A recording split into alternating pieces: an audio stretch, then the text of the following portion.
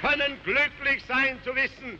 Adolf Hitler n'a jamais caché que l'Union soviétique était l'ennemi mortel du Troisième Reich.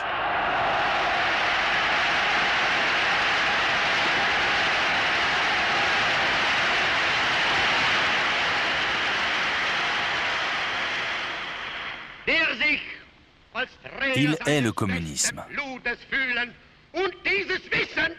Les Aryens doivent conquérir les grandes steppes fertiles de l'Est, riches en matières premières.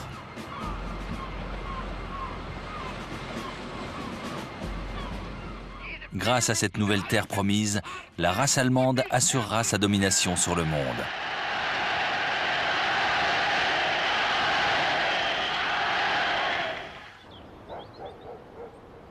Dès les premiers mois de 1941, le Führer tourne en rond dans sa retraite des Alpes bavaroises.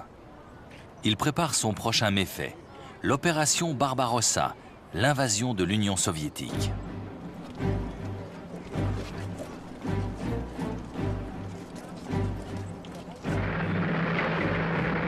Ces forces, soigneusement rééquipées, ont été redéployées à l'Est. Elles sont prêtes pour le grand assaut.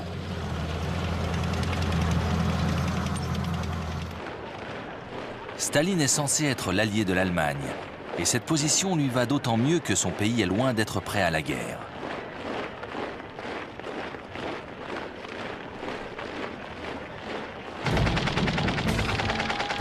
Malgré son avance technologique et sa supériorité en nombre, l'armée rouge a été considérablement affaiblie par les purges staliniennes des années 30. Les 3/4 des officiers ont été exécutés ou emprisonnés.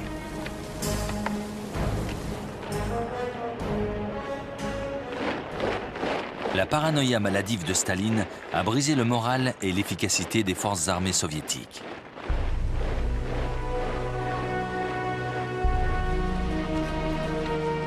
Lors de l'invasion de la Pologne voisine, Staline a désespérément maintenu le statu quo, donnant des ordres pour ne pas offenser l'ogre allemand.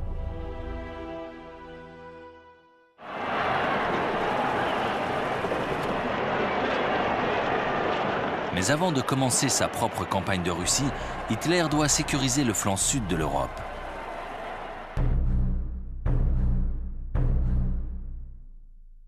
La Roumanie, la Bulgarie et la Hongrie sont des alliés fiables. Mais au mois de mars 1941, le gouvernement yougoslave, pro-allemand, est renversé par des forces proches des Britanniques. Pays voisin, la Grèce, est également pro-britannique.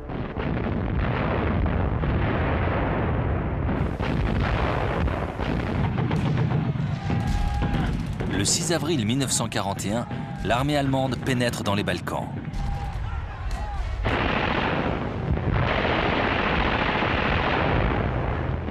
La 33e division entre en Yougoslavie.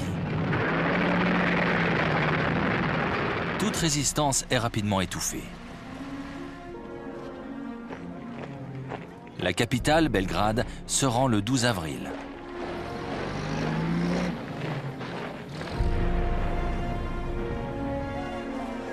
La Grèce s'effondre avec la même rapidité. Malgré l'aide britannique, Athènes est prise en moins de 3 semaines. Désormais, Hitler a les mains libres. L'opération Barbarossa peut commencer.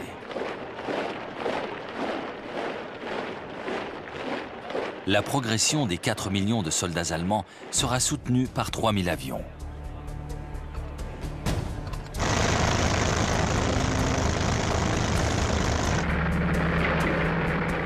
L'offensive se déploie sur 3 axes. Au nord, un corps d'armée doit envahir les États baltes et s'emparer de Leningrad.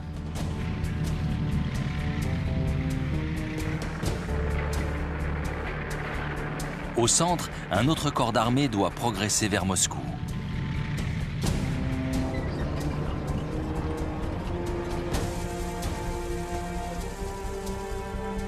Le troisième, situé au sud, doit occuper l'Ukraine.